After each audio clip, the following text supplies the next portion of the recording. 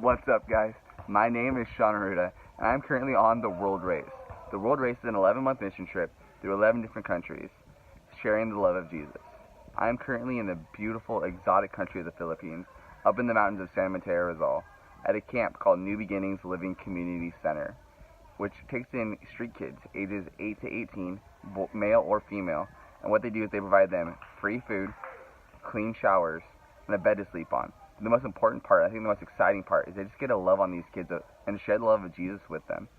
And today, I actually had the privilege and the honor of sharing with you guys the story of Pastor Ryan, who is pretty much one of the head people that leads this camp. And he loves on these kids so much. I believe his story is really going to impact you guys, and you are able to understand a little bit more about the country of the Philippines and how life is in the Philippines. So, here we go. Hey, I'm Rhayan Lee, and I am for now I'm like an associate pastor and worship leader in our church, which is Gospel Life Community Church here in San Mateo, Philippines. And I have 5 kids. I'm married, of course, and yeah, my life before I was a Christian, it was a big difference from what I am today or where I am today. I was raised in my family was not really good in a good situation that time. I mean, like financially and also the relationship wise.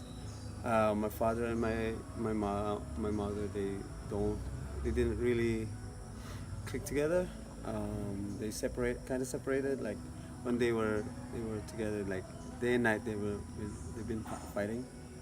So it wasn't really good.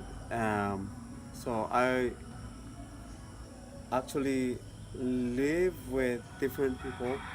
So I stay with different people. So I work for them, and then I go to school, something like that. So I kind of self-supporting Mm, after 6th grade. wow. That early. So so I would say that growing up, there was no actually like um, someone who could say like, "Hey, Ryan, this is right, this is wrong." So I was just go with the flow, something like Yeah. that. So I've been to this, this is kind of weird. So this is that weird, but something that I'm going to admit, but because it's I just wanted to show how Jesus changed my Yeah, life. totally. I've been uh, different relationships. I was no, not really actually a relationship, but it's like there was a time that in my I think 1st grade or something like that, 1st or 2nd grade, we were living in Manila, and there was a guy.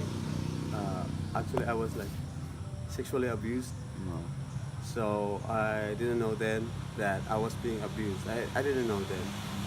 So it's like I was okay, and then I thought it was okay. Um, I was just like I told you, like I grew up with different people, living with different people. So there was time that I was having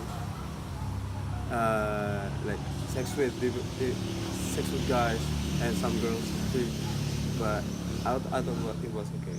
Mm. So I kind of like I found myself like what they call like bisexual or something. Mm-hmm. But uh, yeah, so my life was like that. But there was until mm, I got this guy who was like telling me about Jesus, but I wasn't really that serious about being a Christian. So until I got married, Mm. and then there's a friend of mine, a pastor, and he was kind of pushy. Like, Mm. so like almost every day he visited us at home, and he introduced me to Jesus and something like that. And then like I was caught up, like I was cornered. I was like Mm. cornered, something like that. So it's and then one day I found myself like leading the worship, Mm, things like that. that's So cool. and then I enjoyed it. So I think the first thing that because I love singing, I love performing. So I think God used that to trap me, something Yeah, like that's that. cool. Which is cool. I mean, like he gave me talent to Mm, not just to enjoy it all by myself, but of course just it's more of to glorify him, yeah. something like that. So it's a big change because like when I was growing up, it's all struggle, financially, emotionally, spiritually, and like yeah, I was like being into odd life, like Mm, like what I said, that having relationship with guys yeah. and girls, and at the same time. So it's kind of I was it's kind of different. Mm, So, and I think that he used. I would say, I have to mention his name, Pastor Jomar. He's a good friend of mine, um, and he's really. Uh, it was. I would say he's my spiritual father now. that's cool. Yes. Yeah. So Yeah. it's a good thing that he introduced me to Christ, and like he guided me. Mm, And then one day I I felt the calling of God, of the Lord, that I have to start in church, which is the new beginning where the pastor over is right now. So then until I have to move out from that and be with this church after life right now. So it's kind of cool like, how God is like, you don't realize how, like, from muddy situation to where you are from now. Like we're actually I'm actually into process. mm, Like it's kind of hard for me. I have to admit this. It's kind of hard for me to live a life of being, how can I say that, righteous, so that people can say that, oh, this guy is a godly man, something like that. But deep inside your heart, sometimes uh, I think yeah, I think the enemy is trying to fool me that, hey, Ryan, this is not you. This is, you should be enjoying the things you've been doing before, yeah. like something like Right. that. Yeah. And I have to admit that some part of my heart, some part of my brain is telling me things like that. But um, it's just like I'm really into this situation that I need to be uh, a good example. Number Mm, one, to my good example to my kids, my own kids, mhm. and good example to the kids I'm ministering with, the street, which is the street kids. Also with the kids and the guys here at the church. Like they look at you and they respect you, and so it's kind of hard. Yeah. It's kind of hard. So, I, but I believe that everyone is in process into perfection. But something like that. Yeah. I have been working with them with Street Kids Ministry for like 3 years now, more than 3 years now. Uh, at first, it was hard for me because like actually my dream when I was a kid, I wanted to work with street kids, Mm, but like I didn't know how to start with. I don't know, but I just it's just God has His own plan, and God has His own what do you call that? Yeah, plan and ways mm, to fulfill that dream, and it's it's really fulfilling. Like, well, at first it was hard for me because like it's kind of like I was shocked. Like, oh, this is their world, you know. Um, but I cannot judge their lives. I can't judge their lives. But then what I told myself is that love these kids. Yeah, I got to love these kids. Yeah. It's and it's really worth it because like some of them they grow. Of course they grew up. They grew up. So like more than 3 years. I think it's 4 years now. It's 4 years now. So the kids who were 40-year-old then, they are like 18 or 19 now, Yeah. and we still see each other in the city. And like some of them, like their lives are changed. Some of them they came to Christ, and then they actually they are studying they're studying at Bible school right now. Wow. So it's kind of like deep in my heart. It's one of the, of course, you cannot. It doesn't have to be all of them, but at least some of these guys are like what I can say is that they're on their way to like a better better future, I would say. Yeah. Better future because like they choose the right thing, you know.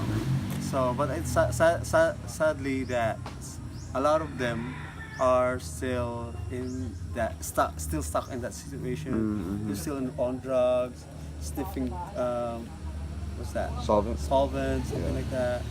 Still pickpocketing, being snatcher, or something like that. It's kind of, it's just frustrating, but I know God has His own way, so I don't really have to push them so much because like everyone has his own time. Yeah, totally. Like even the girls, they have their own time. But then I'm so glad that at least some of them are like they went back to school, so some of them they have their own family now. That's cool. Yeah, so like they send me messages through Messenger like, hey, Kuya Ryan, I have my own son, I have my own family, and I thank you for being, Wow. like, and that's heartwarming, and like it's all glory to God. I don't take credit on that, something like that. It's just amazing how God is like. I didn't realize that someday somehow God will use me to, how can I say that, to at least to be part of this kid's life, you know. So it's just amazing how God is working with us. Yeah, yeah, How of can I course, say? yeah.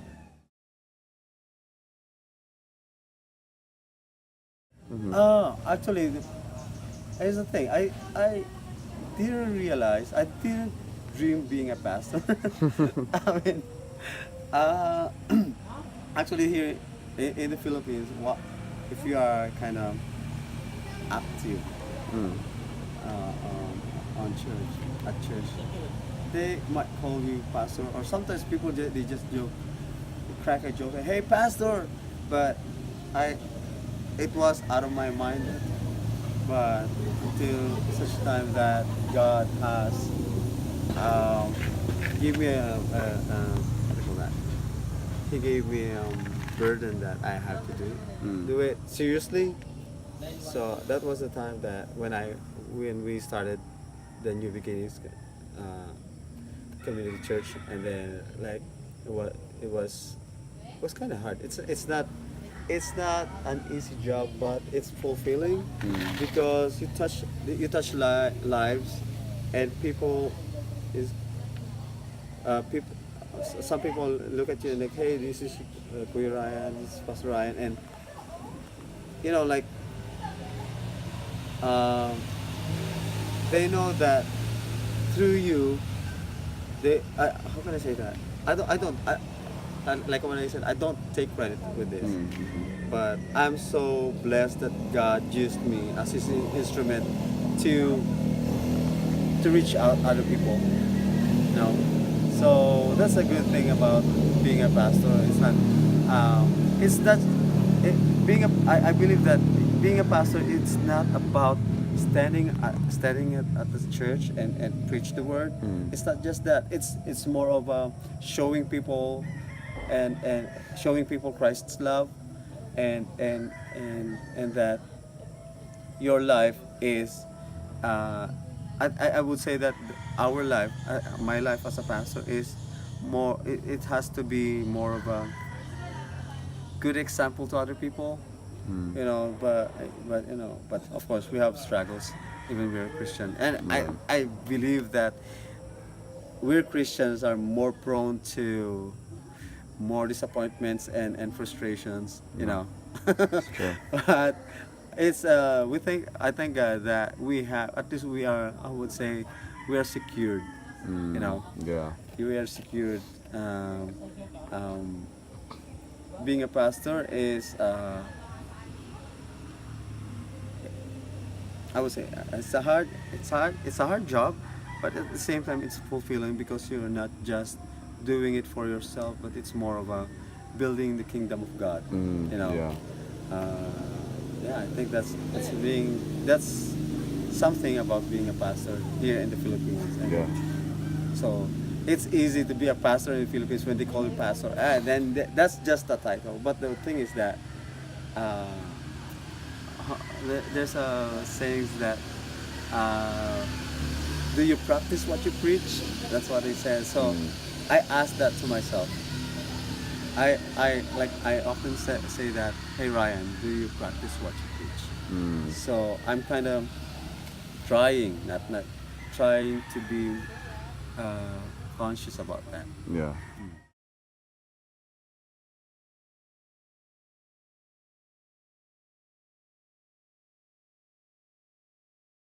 Yeah. Actually, right now I'm on a kind of, how can I say this? It's a friend of mine. They're going to uh, help us to help me and my family to get to New Zealand. So I'm processing right now my papers, things like that. So I think something like that, because I believe that it's not just I'm excited, but at the same time I believe that this is God's work, because like I knew these people. We are actually Americans. I knew these people, but and we're friends for like more than 2 years now on Facebook, but we didn't exchange any message. So until last July, they just messaged me, and then they asked me about my dreams, something like that. They remember that one of my dreams is to bring my family to New Zealand, and they said yes, it's still my dream. So she said that we're going to, God put you in my heart, and things like that. So they're going to help us to migrate to New Zealand. Cool. So that's something that I wanted to, that everything's gonna be all right and everything's gonna be smooth, and yeah. But then I still believe that it's God's thing, because like I don't have any connection there. I don't know any people there. But then one day, this my sponsor has a friend in New Zealand, and then she said that just try to contact her, and then like when I checked her the Facebook, I was like, what? I know, actually I know this person. Dang, crazy. I know this person personally because I was their host. I was the host. We were the host family that time. I was like, Wow. what? But they didn't know. They That's don't know crazy. each other. That's crazy. So I mean, I believe this is God's thing, but yeah, I still pray that everything's gonna be all right. Because I believe that God is calling me to. I would say like to do ministry, something like that. Yeah. It's not just work. It's not just staying. Definitely. Yeah.